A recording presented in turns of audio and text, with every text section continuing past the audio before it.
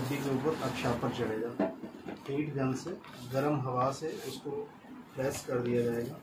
तो ये बिल्कुल एक जैसे इम्पोर्टेड सूट्स होते हैं, यानी हम देखते हैं बाहर के मुल्कों में कि जनाब पैकिंग है, लाजवाब है, कमाल है, आफरीन है, हम यानी जो भी कह सकते हैं किसी अच्छी प्रोडक्ट के बारे में, ये बिल्कुल वही चीज़ बन जाएगी।